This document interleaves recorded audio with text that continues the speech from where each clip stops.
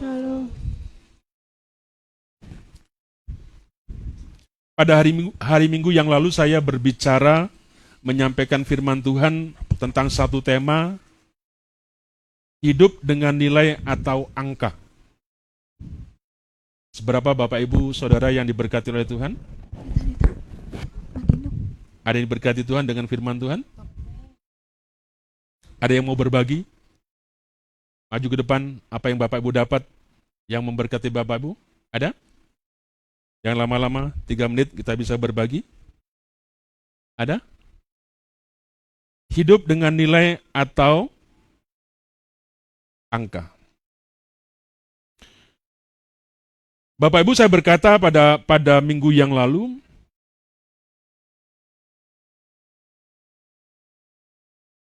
seringkali dalam kehidupan kita salah menetapkan, kita salah menentukan sebuah pilihan dalam kehidupan kita.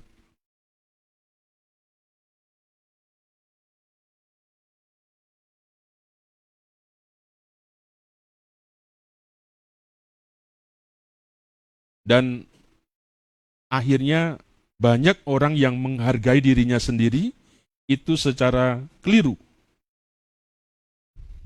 Karena ada beranggapan bahwa hidupnya itu sesuatu yang Tuhan kasih, sesuatu yang Tuhan percayakan, entah itu berupa uang, berupa harta benda, atau apa saja Bapak Ibu, sayangnya seringkali itu tidak bernilai, tetapi hanya menjadi angka.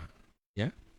Nah, pagi hari ini Bapak Ibu, saya ingin melihat satu pengalaman dengan apa yang dialami oleh seorang nabi yang bernama Yeremia. Tentang sebuah pergumulan kehidupan yang tidak mudah, dan saya dan siang hari ini, pagi hari ini saya ingin berbagi tentang bagian itu. Mari kita akan melihat dalam kitab Yeremia pasal yang ke-15, Yeremia 15 ayat 10 sampai dengan ayat 21. Yeremia 15 ayat 10 sampai dengan ayat 21.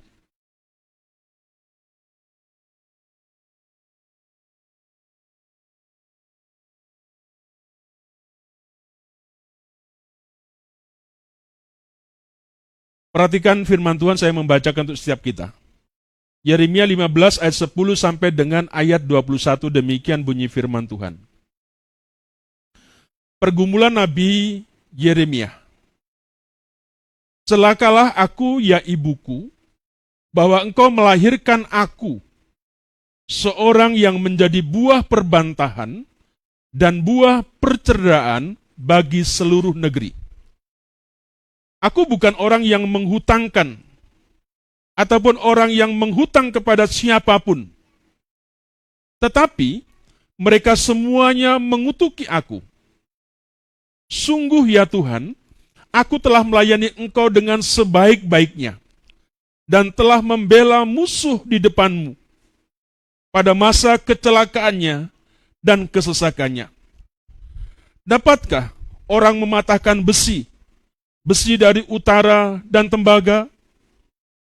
Harta kekayaanmu dan barang-barang perbendaharaanmu akan kuberikan dirampas sebagai ganjaran atas segala dosamu di segenap daerahmu. Aku akan membuat engkau menjadi budak musuhmu di negeri yang tidak kau kenal, sebab di dalam murkaku telah mencetus api yang akan menyala atasmu. Engkau mengetahuinya, ya Tuhan. Ingatlah aku dan perhatikanlah aku. Lakukanlah pembalasan untukku terhadap orang-orang yang mengejar aku. Janganlah membiarkan aku diambil karena panjang sabarmu. Ketahuilah bagaimana aku menanggung celaan oleh karena engkau. Apabila aku bertemu dengan perkataan-perkataanmu, maka aku menikmatinya. Firman-Mu itu menjadi kegirangan bagiku dan menjadi kesukaan hatiku. Sebab nama-Mu telah diserukan atasku. Ya Tuhan, Allah semesta alam. Tidak pernah aku duduk beria-ria dalam pertemuan orang-orang yang bersenda gurau. Karena tekanan tanganmu, aku duduk sendirian, sebab engkau telah memenuhi aku dengan geram. Mengapakah penderitaanku tidak berkesudahan, dan lukaku sangat payah, sukar disembuhkan? Sungguh, engkau seperti sungai yang curang bagiku, air yang tidak dapat dipercayai. Karena itu beginilah jawab Tuhan. Jika engkau mau kembali, aku akan mengembalikan engkau menjadi pelayan di hadapanku. Dan jika engkau mengucapkan apa yang berharga dan tidak hina, maka engkau akan menjadi penyambung lidah bagiku. Biarpun mereka akan kembali kepadamu, namun engkau tidak perlu kembali kepada mereka. Terhadap bangsa ini, aku akan membuat engkau sebagai tembok berkubu dari tembaga. Mereka akan memerangi engkau, tetapi tidak akan mengalahkan engkau, sebab aku menyertai engkau untuk menyelamatkan dan melepaskan engkau. Demikianlah firman Tuhan. Aku akan melepaskan engkau dari tangan orang-orang jahat dan membebaskan engkau dari genggaman orang-orang lalim. Bapak Ibu Saudara yang dikasihi Tuhan, ayat yang ke-18 B dikatakan di situ, sungguh engkau seperti sungai yang curang bagiku, air yang tidak dapat dipercayai. Ya. Dikatakan sungguh, ya, engkau seperti sungai yang curang bagiku, air yang tidak dapat dipercayai. Curang itu maksudnya yang sangat-sangat dalam seperti itu, Bapak Ibu.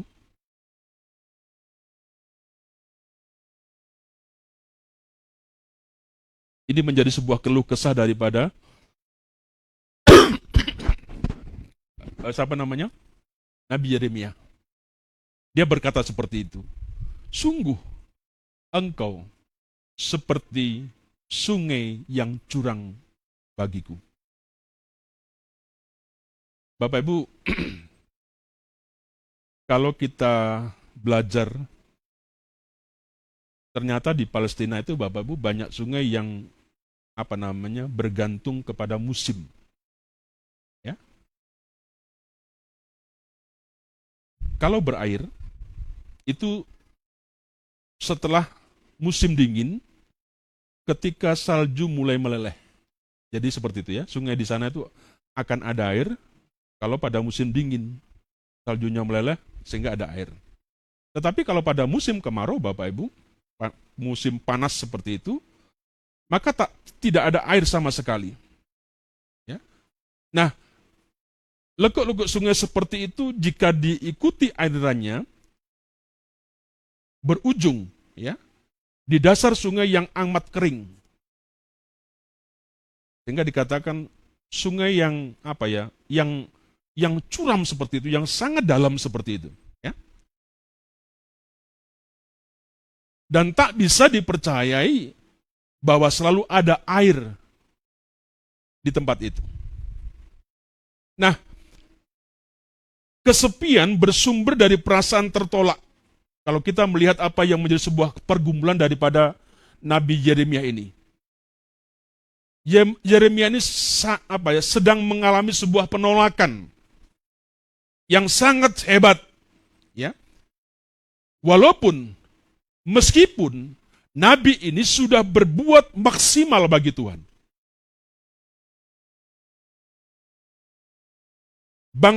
Bangsanya, umatnya, itu mengabaikan pesannya. Bahkan yang paling ironis, malah mereka memusuhi daripada Yeremia. Nah, penolakan manusia, Bapak Ibu, membuat iman Yeremia tergoncang.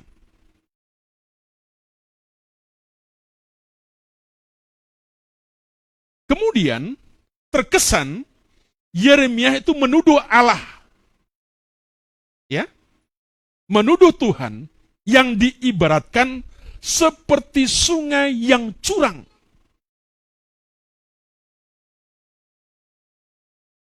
Dia sudah melayani sungguh-sungguh. Ya. Tetapi yang menjadi persoalannya justru umat Allah itu mengintimidasi mereka. Mengintimidasi daripada Yeremia. Kondisilah yang membuat kemudian imannya itu menjadi goyah, tergoncang seperti itu. Sehingga diibaratkan tadi dalam ayat tadi seperti sungai yang curang. Nah, dalam kondisi yang seperti ini Bapak Ibu, apa yang kita baca? Tuhan mengajak kembali kepada Yeremia untuk kembali kepada panggilannya. Ya. Nabi melakukan sesuatu untuk Tuhan, bukan manusia. Supaya menjadi seperti tembok berkubu, dikatakan tadi yang kita baca. Yang tak mudah goyah. Ayat 20 ya. Nah, Nabi Yeremia harus berpegang kepada kesetiaan Tuhan. Bukan mencari penerimaan dari manusia yang mudah berubah dan tak dapat diandalkan.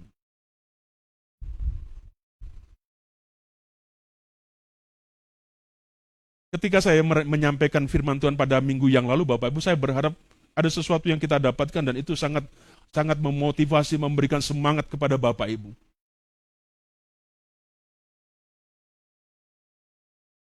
Dan saya ingin mendengar secara pribadi Bapak Ibu berkomitmen dengan Tuhan.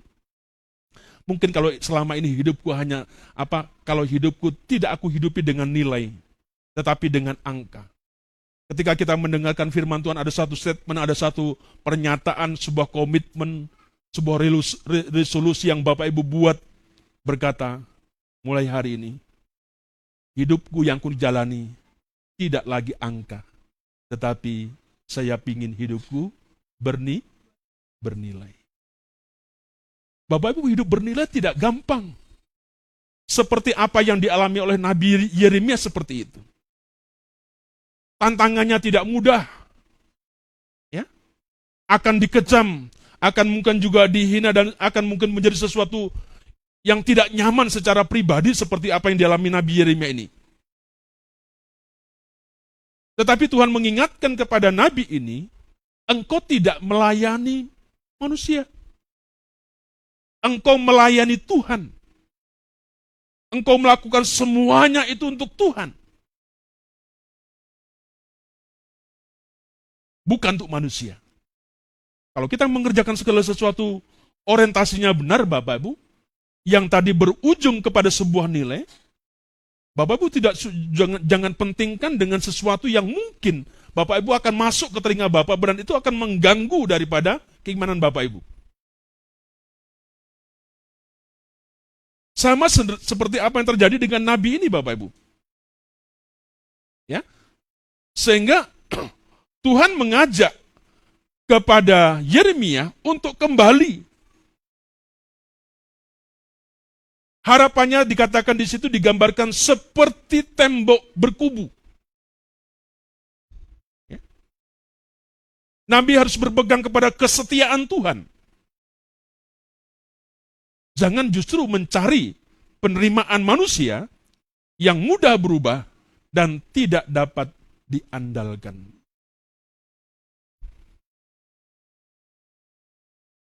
Sekarang kembali dalam kehidupan setiap kita Bapak Ibu Saudara. Bagaimana dengan hidup kita? Apakah kita juga mengalami sebuah pergumulan seperti Nabi Yeremia? Karena sebuah pelayanan, atau karena pekerjaan-pekerjaan dalam kehidupan kita?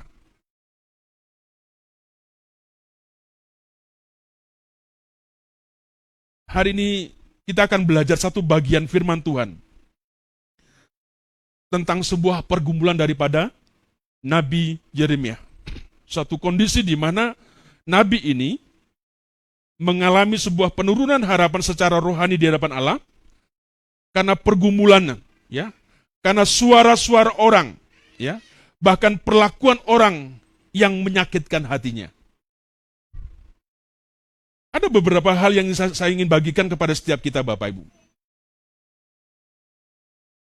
Apa yang kita dapatkan dari pembacaan kita hari ini? Yang pertama, Bapak Ibu,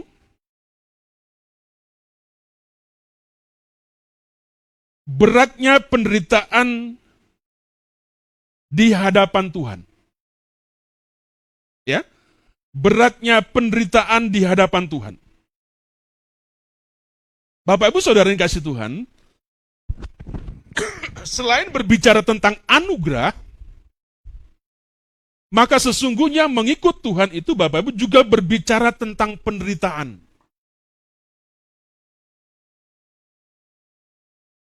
Ada banyak orang Kristen yang datang kepada Tuhan hanya sekedar untuk memenuhi apa yang menjadi kebutuhannya. Hanya mencari angka tadi. Tuhan berkati keluargaku, berkati pekerjaanku, berkati pelayananku. Ya. Orientasinya hanya sekedar sebuah angka begitu loh. Ya.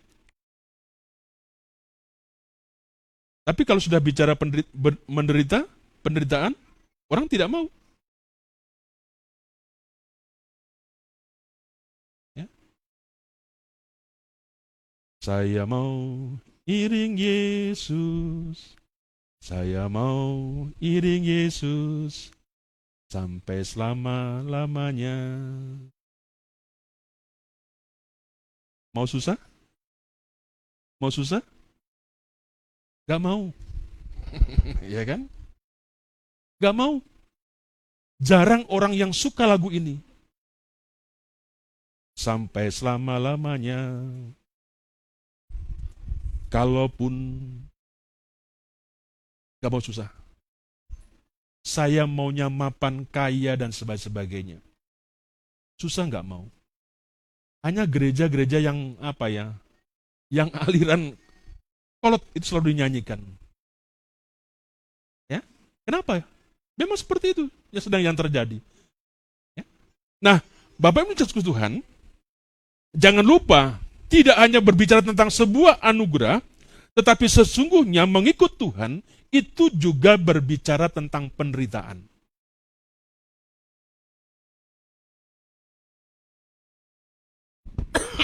Kalau kita tidak secara lengkap memahami arti mengikut Kristus, Bapak Ibu, maka kita akan kecewa. Ya, kita akan cari gereja yang juga tidak membuat kita ini menderita. Gereja kok selalu bicara duit gitu kan. Sehingga banyak orang yang pergi ke gereja mencari Tuhan pun yang juga pinginnya gratis.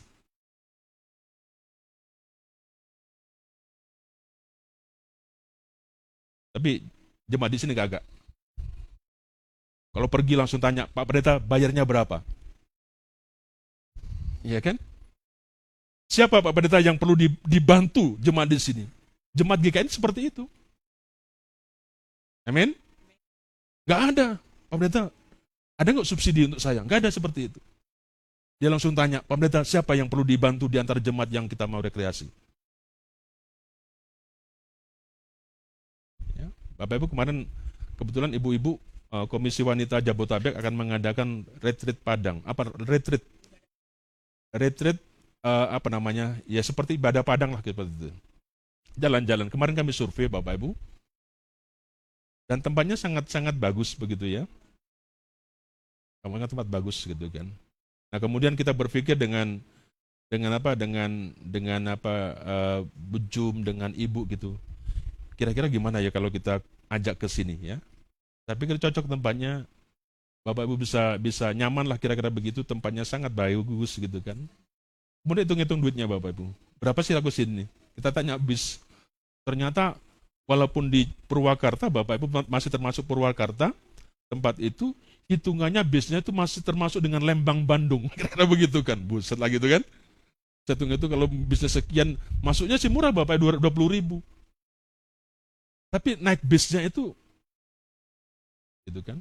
Bapak Ibu kalau naik bis yang murah nggak apa-apa, berdikari yang nggak AC-nya AC alami begitu kan. Ya kan? Di sana Bapak Ibu di tempat itu Bapak Ibu tidak ada AC-nya. AC-nya juga alami gitu loh. Naik mobil nggak mau yang nggak AC. Tetapi di sana Bapak Ibu tidak ada AC. Apa di alam yang terbuka dan nyaman seperti itu gitu lah ya. Nah, jadi saya tidak tahu, saya hanya rindu begitu Bapak Ibu ya. Bisa bersama-sama nyaman lah seperti itu kurang lebihnya ya.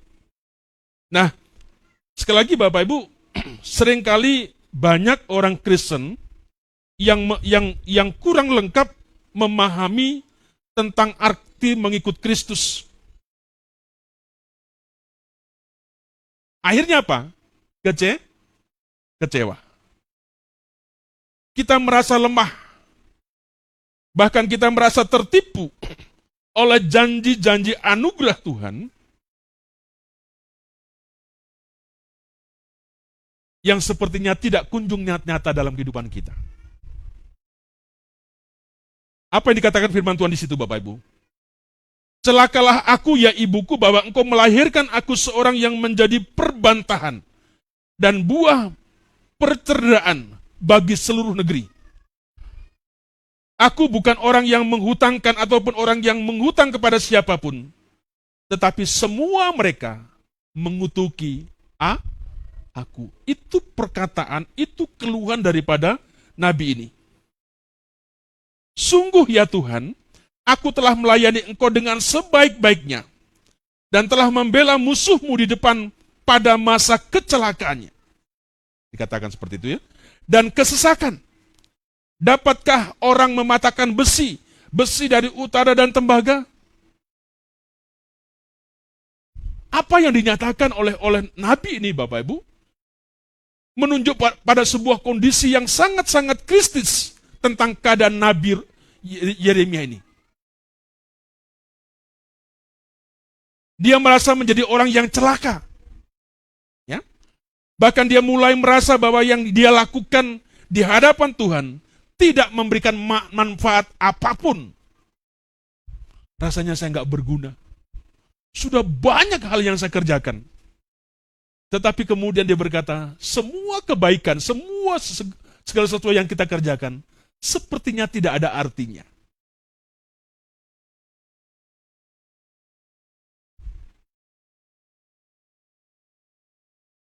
Bapak Ibu, saya ingin mengingatkan kepada setiap kita hari ini, bahwa mengikut Kristus tidak sekedar berbicara tentang anugerah. Tidak hanya berbicara tentang sebuah sukacita atau hal-hal yang indah-indah yang kita akan dapatkan. Tetapi mengikut Kristus, Bapak Ibu, harus siap untuk menderita.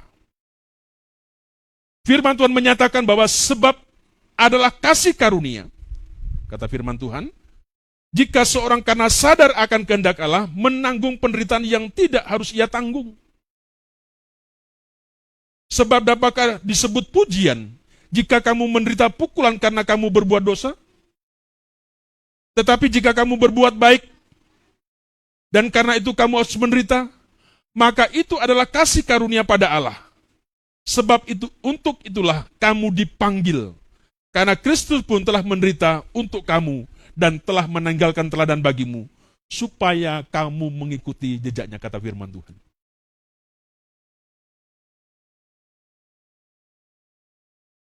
Bapak Ibu, firman Tuhan di atas menegaskan kepada kita bahwa penderitaan itu adalah kasih karunia dan panggilan di dalam Kristus. Ya, separah-parahnya kita kan belum pernah Bapak Ibu kita mengalami pengalaman-pengalaman yang paling buruk lah. Dalam pelayanan gereja di sini. Tidak sampai pedang pun, golok pun di leher kita kan. Tetapi sekali lagi Bapak Ibu, kalau kita mengalami gereja ini mengalami, Bapak Ibu, sebenarnya itu satu kasih karunia. Itu panggilan dalam Kristus. Ya. Tapi nyatanya dalam perjalanannya banyak orang-orang kabur. Kenapa? Dia tidak tahan dengan mengalami seperti ini. Banyak yang bercerita kepada saya, hanya sayang di tempat ini, terlalu banyak salibnya, banyak penderitaannya. Ya? Sehingga apa?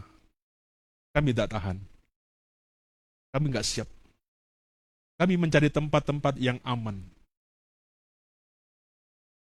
Bapak Ibu, sekali lagi kalau kita mengalami seperti ini sebuah anugerah. Karena tidak semua orang mengalami. Ya, ini panggilan kita dalam Kristus, Bapak Ibu. Oleh karenanya apabila kita menderita karena Kristus, maka sudah seharusnya kita menghindarkan diri dari perbuatan seperti ucapan Nabi Yeremia. Jangan sampai terjadi.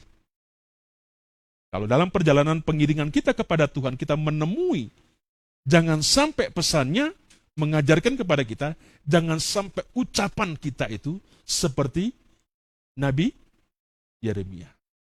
Kalau Bapak Ibu dipanggil sama Tuhan, ditempatkan di situ, Bapak Ibu, itu bukan sebuah kebetulan. Ada rencana Tuhan. Ya. Pengalaman saya di tempat ini, Bapak Ibu, saya sering menemukan jemaat yang datang ke tempat ini. Dan dia bercerita banyak hal tentang sebuah pelayanan dulu di luar sana. Saya dulu di sana begini. Sekarang dia hidup di Puri di sini. Apa yang terjadi Bapak Ibu dalam proses waktu? Tidak tahan. Tidak sanggup. Ya, menghadapi banyaknya kesukaran-kesukaran yang ada seperti itu. Dan puji Tuhan, kalau hari ini, itu sebuah anugerah yang Tuhan beri kepada setiap kita. Ya, kita diperhitungkan. Kita selalu ditanya. Kalau dulu, Bapak Ibu, boro-boro seperti itu. Mereka sepertinya masih mau dengan kita hari-hari ini. Dulu tidak mau. Ya, jadi Bapak Ibu jangan sampai kalau itu terjadi dalam kehidupanmu, ucapanmu, perkataanmu, jangan seperti Yeremia.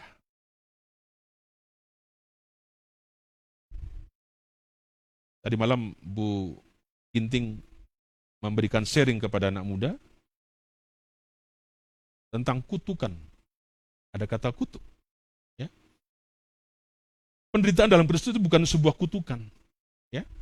Bukan sesuatu celaka. Tetapi kasih karunia. Bapak bisa bercerita. Bersemangat dengan pengiringanmu kepada Tuhan. Kalau engkau mengalami, engkau bisa bercerita. Ya. Kepada orang banyak seperti itu. Gereja ini, itu menjadi kesaksian di banyak tempat Bapak Bu, tentang apa yang kita alami. Ya. Kenapa? Kasih karunia kalau kita izinkan seperti itu. Gaya Korea dulu, orang Korea datang ke tempat ini, hanya pingin datang ke tempat ini apa? Pingin belajar dari apa yang kita alami. Dia cerita belajar orang-orang misi Korea waktu itu. Hanya datang pingin tahu tentang Hosiana, Puri Kosambi, seperti apa sih keadaannya. Kok mendengar tentang penderitaan yang dialami dalam pengiringannya kepada Tuhan. Gereja-gereja di Kerawang, Bapak kalau ke Semelayan selalu mendengar, ini pendetanya GKIN. Saya cerita. Ya. Jadi Bapak Ibu, jangan sampailah ya. Kemudian kita melakukan hal yang sama seperti apa yang dialami oleh Nabi Yeremia. Penderitaan adalah panggilan dalam Kristus. Agar kita selalu rendah hati memandang penderitaan itu sebagai sesuatu hal yang berharga. Ya. Dan kita menghargai arti keselamatan yang kita peroleh dari Kristus. Melalui penderitaannya, melalui kematiannya, ya, dan melalui kebangkitannya. Kita paham dengan seperti itu.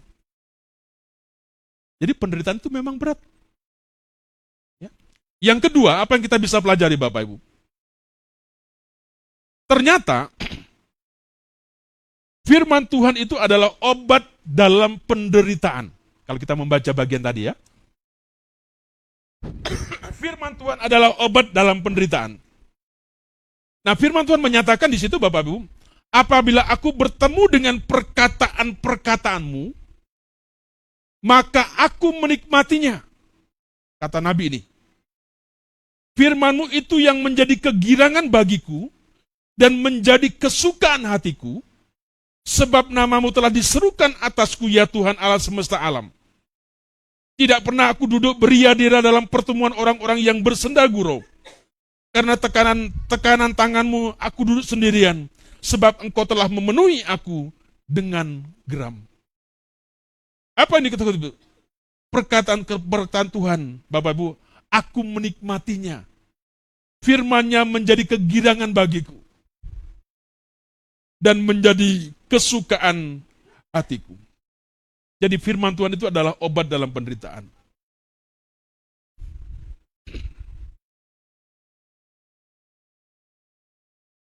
Kalau engkau dalam kehidupanmu, dalam perjalanan kehidupanmu, apapun yang kau alami, Bapak Ibu,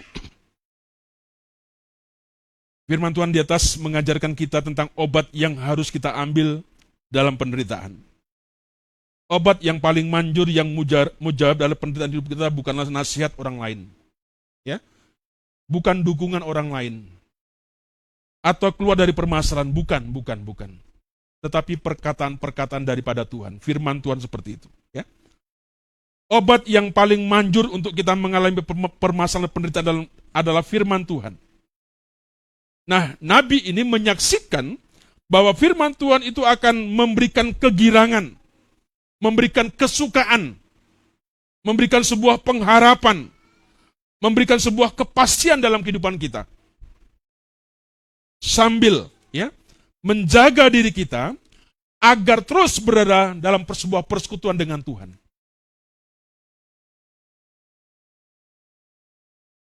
Dan jangan sampai kemudian hidup kita bertentangan dengan firman Tuhan.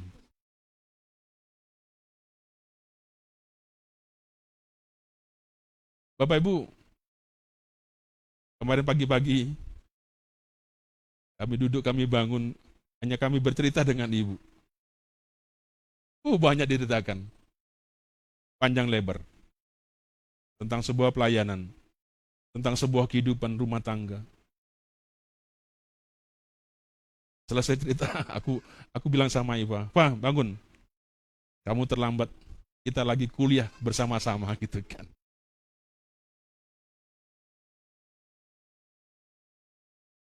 Bapak Ibu, pembicaraan omongan dengan segala macam-macam, Bapak seringkali membuat kita ini menjadi lemah.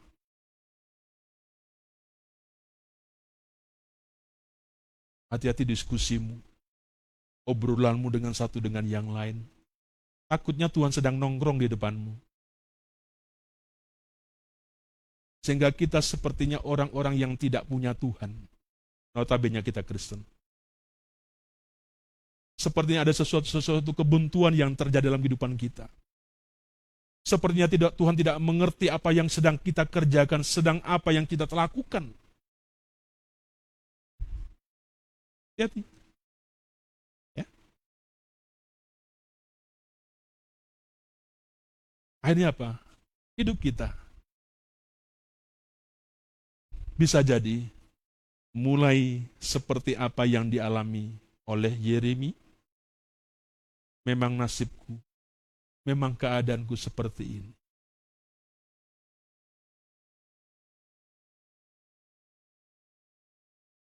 Bapak Ibu Saudara yang kasih Tuhan, apakah kita telah menjadikan firman Tuhan itu sebagai obat dan jawaban dalam kehidupan kita yang sedang kita mengalami penderitaan atau permasalahan? Apakah ketika Bapak Ibu setiap minggu datang ke tempat ini mendengar firman Tuhan menjadi sebuah solusi, sebuah jawaban yang Tuhan kasih kepada setiap kita? Ya? Atau hanya berlalu, atau hanya sebuah kewajiban yang Bapak Ibu kerjakan dan kerjakan, firman Tuhan tidak benar-benar nyantol dalam kehidupan.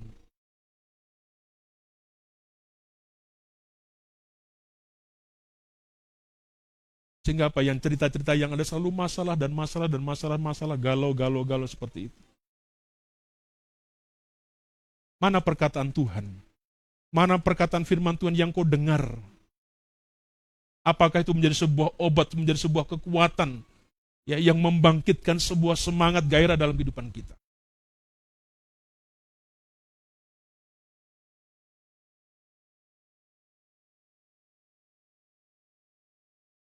Mari Bapak Ibu Saudara kasih Tuhan, firman Tuhan adalah kekuatan, ya. Roti yang memberikan sebuah kehidupan, serta air yang dapat menjadi sebuah jawaban atas kehausan, ya, dalam kehidupan kita. Oleh karenanya, ketika kita mengalami sebuah penderitaan, sebuah pergumulan yang sangat berat, jangan sekali-sekali kita menghindar. Jangan sekali kita menjauh daripada Tuhan atau menjauh dalam sebuah persekutuan. Kita harus terus berada, ya, dalam persekutuannya secara terus-menerus, ya, akan menolong kita, Bapak Ibu, untuk kita belajar mengimani firman Tuhan di dalam sebuah kehidupan kita. Ya. Dan firman Tuhan tidak hanya sekedar menjadi sebuah bacaan dalam kehidupan kita, tetapi firman Tuhan akan berkuasa, ya, untuk menolong setiap kita, untuk menunjukkan arah kehidupan kita. Menunjukkan apa yang menjadi kehendak Tuhan. Menunjukkan solusi yang terbaik dalam kehidupan kita. Tentunya dengan mohon sebuah pertolongan Roh Kudus supaya memberikan hikmat kepada setiap kita. Sehingga ada sebuah komitmen yang baru, statement yang baru, sesuatu yang saya ingin kerjakan, saya kerjakan, dan kehidupan kita akan selalu diperbaharui seperti itu.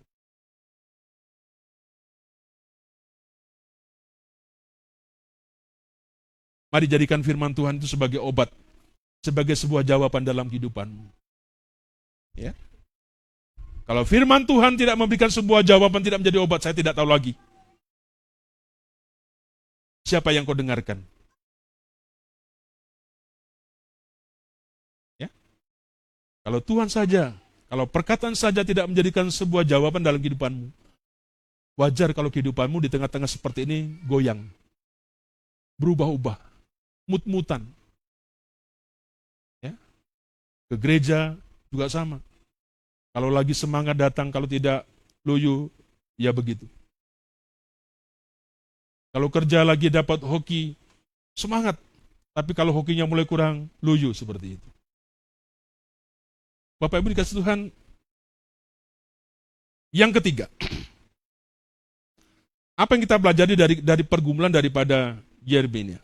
Ternyata Tuhan itu sanggup untuk memulihkan.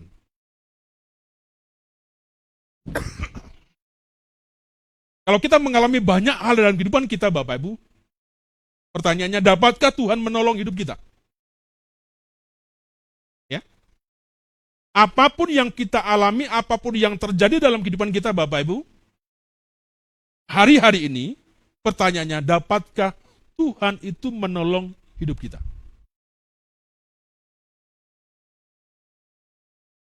Pertolonganmu siapa? Sumbermu siapa? Ya. Saya selalu berkata, kalau pekerjaanmu selalu menjadi orientasimu yang pertama, ya, kalau saudaramu menjadi sesuatu yang utama dalam kehidupanmu, dan sebagainya, maka cepat atau lambat, tsunami-nya Tuhan, air bahnya Tuhan akan mendatangi engkau masing-masing. Tuhan hanya dijadikan nomor sekian. Ya. Pak Jack, almarhum Pak Jack selalu mengingatkan kepada kami, Bapak Ibu, kalau engkau punya sesuatu, ya, punya ini, taruh itu seperti kayak di tempat, dan itu tertutup. Hanya Tuhan. Makanya betul apa kata firman Tuhan, di mana hartamu berada, di situ hatimu ada. Kemarin saya mendengarkan khotbahnya almarhum Pak Pendeta Yakub Nahwe, juga lucu-lucu begitu. Doanya jemaatnya didoakan supaya diberkati Tuhan. Ya. Nanti kalau jemaat diberkati Tuhan, nanti parkirnya di mana? Sudah nggak enak di GKN. Sempit. Ya kan? Cari di mana? Cari tempat yang parkirnya lebih bagus, tempatnya yang lebih nyaman. Kira-kira begitu Pak Pendeta itu ya. Bapak Ibu, ya kenapa? Kenapa? Ya memang itu sesuatu terjadi seperti itu.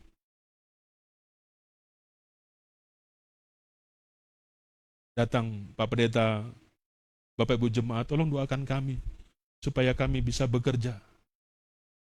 Ya, tolonglah kami, sungguh-sungguh. Nanti kami akan setia dan sebagainya. Nanti akan kami bantu dan sebagainya. Bapak Ibu, tapi pada perjalanan Bapak Ibu, ya sudah, ngacir sudah selesai. Ya nggak apa-apa. Itu sebuah gereja lainnya begitu. Berapa banyak ya gereja dikibuli dengan jemaat seperti itu.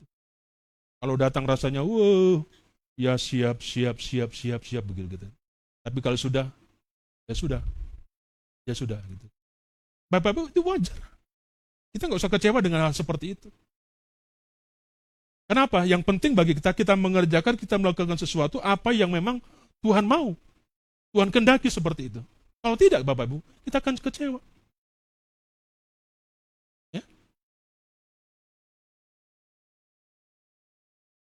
Jadi Bapak Ibu yang kasih Tuhan, apapun hari ini yang Bapak Ibu sedang terjadi, keluh kesah apa saja yang terjadi, Bapak Ibu, pertanyaannya, dapatkah Tuhan menolong hidupmu? Ya?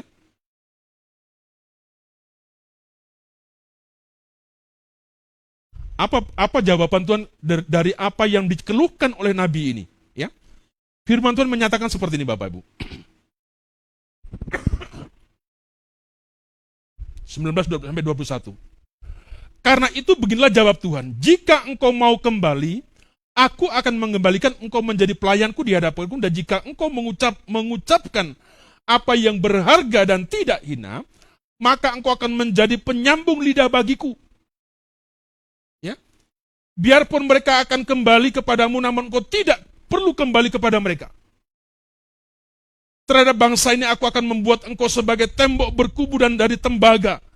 Mereka akan memerangi engkau tetapi tidak akan mengalahkan engkau. Sebab aku menyertai engkau untuk menyelamatkan dan melepaskan engkau. Demikian firman Tuhan. Aku akan melepaskan engkau dari tangan orang-orang jahat dan membebaskan engkau dari genggaman orang-orang lalim. Ayat 19-21 Bapak Ibu. Itu jawaban Tuhan. Ya. Ketika Nabi ini berkeluh kesah seperti tadi, celakalah aku, gak berguna hidupku. Ya, tetapi Tuhan katakan apa? Jika engkau mau kembali, aku akan mengembalikan engkau menjadi pelayanku di hadapanku. Jika engkau mengucapkan apa yang berharga dan tidak hina, maka engkau akan menjadi penyambung lidah bagiku.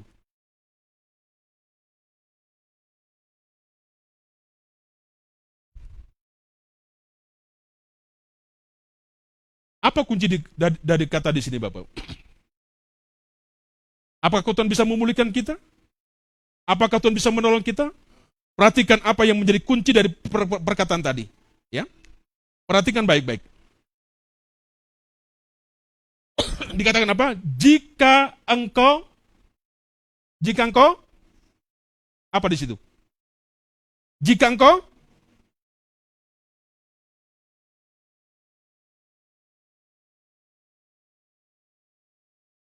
perhatikan dulu Bapak Ibu Alkitabnya. Jika engkau mau balik. Jika engkau mau. Ya. Perkataan ini Bapak Ibu, kata ini menjadi satu faktor penentu apakah kekuasaan Tuhan, apakah pertolongan Tuhan, apakah pimpinan Tuhan akan terjadi dalam kehidupan kita. Bergantung itu tadi. Apakah kita ini mau? Saya berkata pada minggu lalu, hidup kita bernilai atau tidak, atau hanya sekedar angka, Bapak Ibu, itu semua bergantung kepada pilihan kita. Ya? Hidupmu bernilai atau tidak? Bukan karena pendetanya, bukan karena siapa-siapa, tetapi itu adalah keputusan kita. Apakah kita mau hidupnya bernilai? Bergantung kepada kita. Atau tidak bernilai, juga bergantung kepada kita. Seperti kata firman Tuhan hari ini, Tuhan sanggup, Tuhan bisa memulihkan kehidupan kita dari segala permasalahan apa saja. Persoalannya, apakah kita mau? Mau nggak kita kembali?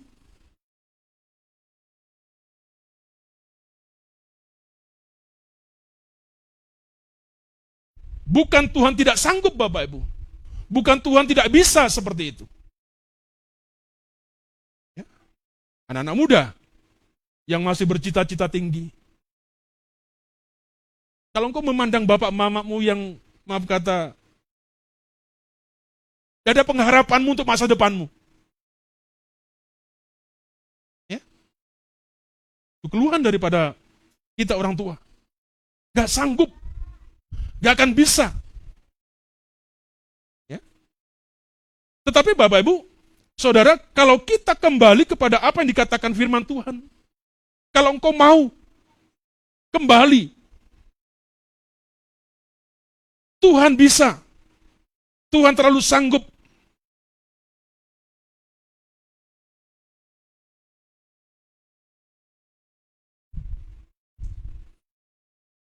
Ya.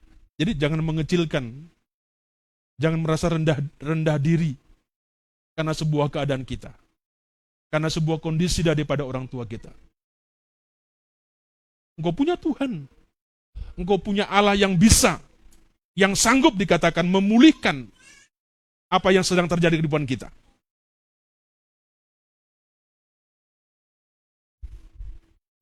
Tapi sayangnya Bapak Ibu yang harus kita akui, jujur Bapak Ibu, banyak orang yang tidak mau menerima pemulihan, tidak mengalami sebuah keluar biasa daripada firman Tuhan, karena mereka tidak mau menerima Tuhan.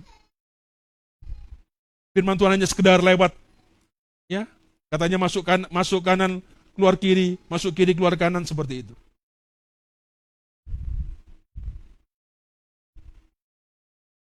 Sehingga apa yang kita buat Bapak Ibu, banyak orang, ya, akan memilih jalan hidup sendiri di luar rancangan Tuhan. Karena dianggap Tuhan tidak sanggup, ya. Sepertinya Tuhan terlambat. Tuhan lupa terhadap janjinya pada kita.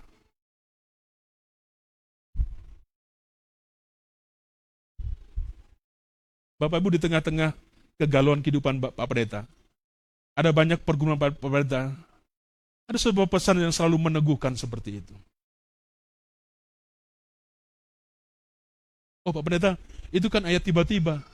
It's okay lah, terserah sakarepmu. Ya kan gitu kan. Apakah kita selalu mengimani, mempercayai apa setiap firman yang kita dapatkan seperti itu? Ya. Dia katakan apa? Allahku akan memenuhi segala keperluan. Bapak Ibu, di tengah-tengah sebuah kegalauan, di tengah-tengah segala pergumulan yang rasanya tidak mungkin, tidak ada orang yang bisa menolong, tidak ada orang yang bisa membantu saya. Kita diingatkan dengan perkataan Tuhan. Allahmu yang akan memenuhi semua kebutuhan. Bapak Ibu, ketika kita mendengar sebuah perkataan ini, menyejukkan seperti itu. Menyegarkan, memberikan sebuah semangat, memberikan sebuah kegairahan dalam kehidupan kita. Tapi itu tadi Bapak, sayangnya ada banyak orang yang tidak mau. Ya. Bukan karena Tuhan tidak sanggup. Karena dia kita kekeh dengan apa yang menjadi rancangan kita. Apa yang menjadi kemauan kita Bapak Ibu.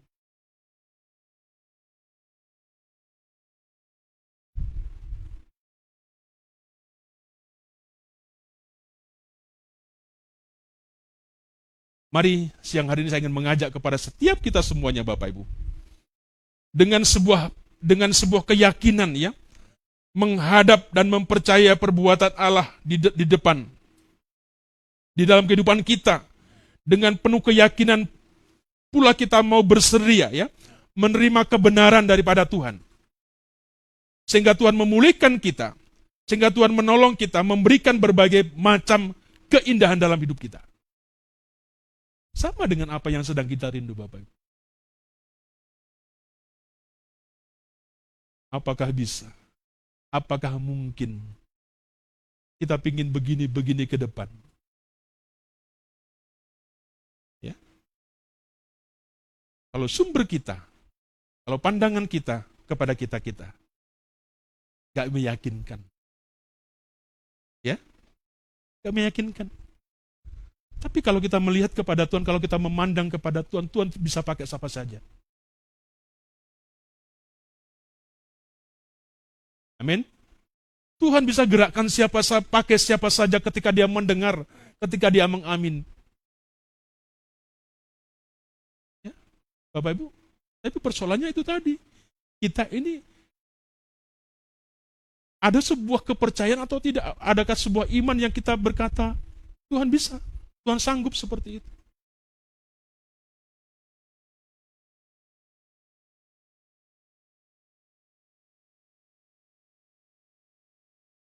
Mari kita kembali Bapak Ibu. Kalau hari ini sedang terjadi kesepian yang sepertinya menderu-deru, karena mungkin kita tidak mendapatkan sebuah sambutan manusia seperti yang kau harapkan. Padahal engkau melakukan sesuatu yang baik. Hati-hati. Dengarkan, engkau tidak sendiri. Ya. Jangan sampai rasa sepimu bisa digiring untuk meragukan Tuhan. Satu perkataan bijak yang dikatakan Ibu Teresa, Bapak. Ya. Ibu Teresa ini pernah mengucapkan, dia melayani orang-orang yang sakit kusta. Dia mengatakan seperti ini. Walaupun dirimu sudah memberikan yang terbaik, manusia tak pernah menganggapnya cukup. Kendati demikian, tetaplah berikan yang terbaik. Sebab pada akhirnya, kelak, kau akan berhadapan dengan Tuhan, bukan dengan mereka. Kalau engkau sudah melakukan yang baik, saya selalu berkata, puntenmu, nilaimu sudah bagus. Jangan karena mereka. Ya, Bapak Ibu mulai apa? Menggosok, mengoret-ngoret nilaimu yang sudah baik. Ya, dikatakan seperti itu. Walaupun dirimu sudah memberikan yang terbaik, manusia tidak pernah menganggapnya cukup. Ya. Kendati demikian Bapak Ibu, dikatakan tetaplah berikan yang terbaik. Sebab pada akhirnya kelak, kau akan berhadapan dengan Tuhan, bukan dengan mereka. Kalau ada di antara kita yang tidak mau begini-begini, jangan luntur. Ya. Jangan hilang, jangan kendor. Kasihmu, kesetiaanmu menjadi tidak panas, tidak dingin. Kenapa? Nantinya engkau berhadapan dengan Sang Penciptamu yang menjadikan akan engkau. Dan buku kehidupanmu yang kau tulis sepanjang kehidupanmu akan dibukakan di hadapanmu. Ini loh.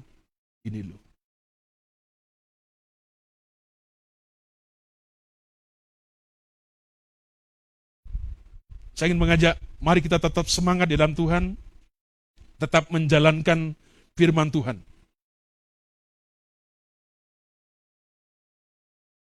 Jangan pernah kita menjadi kecil hati. Pergumulan daripada Nabi ini sudah memberikan satu teladan, memberikan sebuah contoh. Sesulit apapun, seberat apa pergumulan yang ada masing-masing kita. Kalau kita nggak tahu apa yang menjadi keluh kesah kita, apa yang menjadi bebanmu dan sebagainya. Tapi ingat, dari pengalaman apa yang dilakukan Nabi Yeremia, ternyata Tuhan itu sanggup untuk menolongnya. Mari kita tunduk kepala, kita berdoa bersama-sama.